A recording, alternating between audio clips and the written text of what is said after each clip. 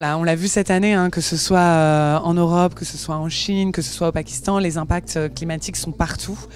Sécheresse, inondations, cyclones. Et donc c'est vraiment primordial que la COP27 qui aura lieu en Égypte, dans un pays africain, donc qui représente aussi les communautés les plus impactées par le changement climatique et qui pourtant en sont les moins responsables, il est impératif que cette COP puisse répondre aux impacts.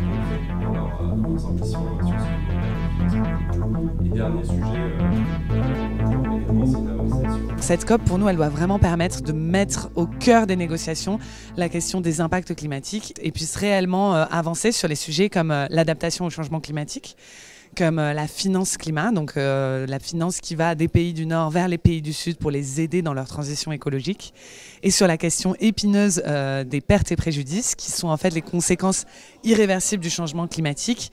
Donc une fois que la catastrophe est arrivée, une fois que l'inondation a eu lieu par exemple, comment est-ce qu'on aide les communautés impactées à se remettre de ces catastrophes et d'y apporter une réponse, puisqu'aujourd'hui c'est entre 3,3 et 3,6 milliards de personnes dans le monde qui vivent dans des zones vulnérables au changement climatique.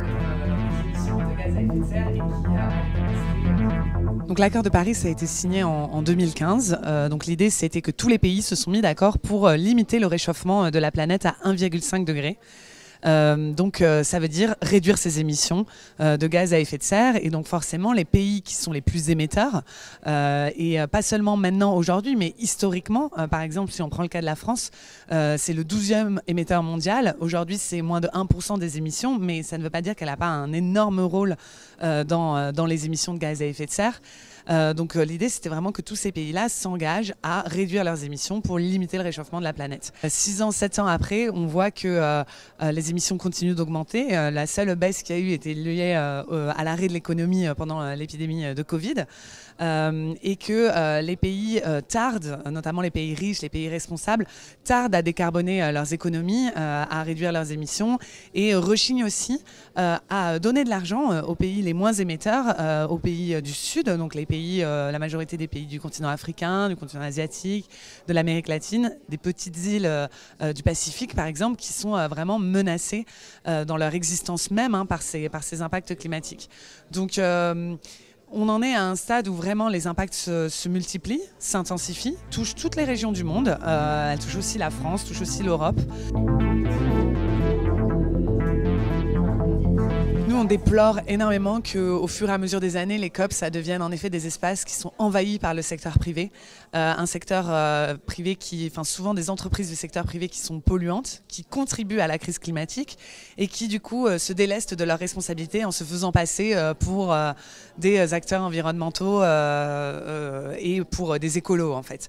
Et du coup, nous, on déplore totalement parce qu'on pense que ça en va de la crédibilité des COP, que ces espaces-là soient préservés des intérêts des entreprises privées polluantes qui clairement ont un intérêt au statu quo, ont un intérêt à des objectifs climatiques les moins ambitieux possibles.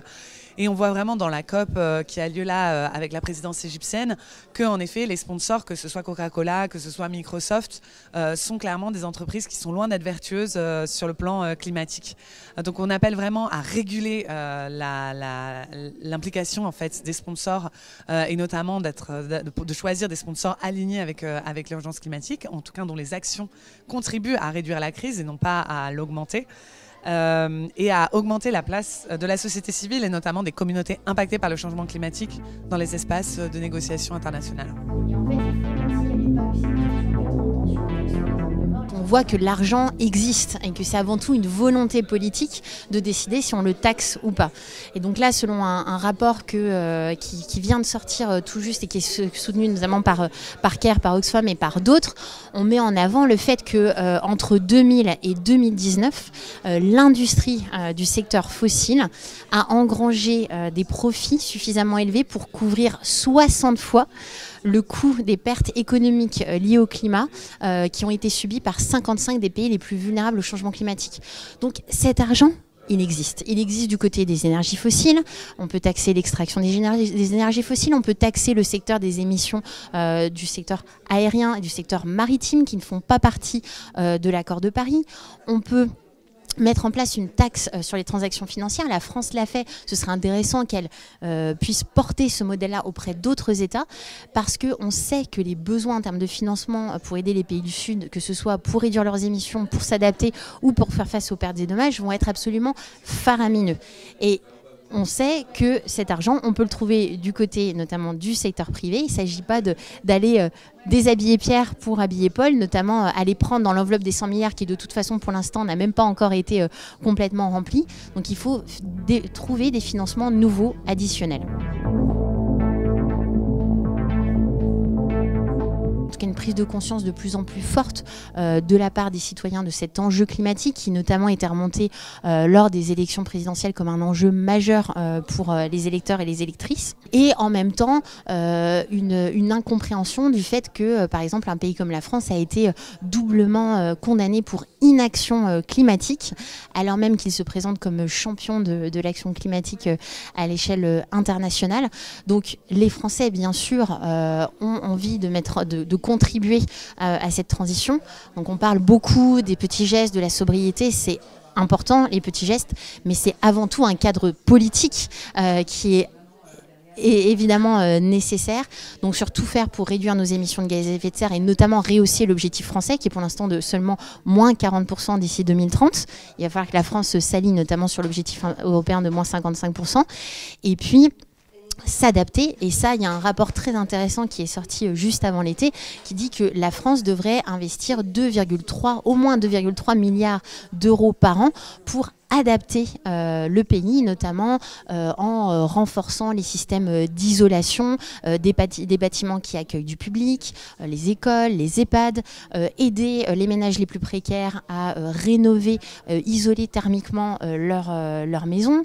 Donc voilà, il y a énormément développé des plans de mobilité douce, que ce soit dans les villes, mais aussi dans les zones rurales. Donc il y a énormément de choses à faire, à la fois au national et à l'international. En 2009 déjà à Copenhague, les pays s'étaient entendus sur un rythme de 100 milliards de dollars par an qui n'a jamais été atteint. En 2020 on était sur 83 milliards, mais en plus des financements qui sont souvent faits sous la forme de prêts qui contribuent à endetter en fait certains États et avec des co-bénéfices qu'on appelle les co-bénéfices climat, c'est-à-dire la part climatique de projets de développement qui est souvent surévaluée. Donc ce qu'on attend c'est davantage de qualité dans ces financements climat, mais également un rehaussement de l'ambition en termes de monétaire puisque par exemple, l'ONU est très claire sur le fait que d'ici 2030, on aurait un besoin de 150 à 300 milliards par an, rien que pour l'adaptation dans les pays en développement. Aujourd'hui, on est plus sur quelque chose de l'ordre de 30 milliards, donc on voit bien qu'il y a un enjeu d'augmenter significativement ces financements climat, et également d'inclure un mécanisme dédié à ce qu'on appelle les pertes et dommages, c'est-à-dire en fait les conséquences irréversibles du changement climatique qui créent des inondations, des sécheresses terribles, et pour lesquelles les pays en développement sont souvent peu armés et disposent de peu de marge de manœuvre. Et donc on appelle de nos voeux un mécanisme dédié de financement pour les pertes et dommages à cette COP 27.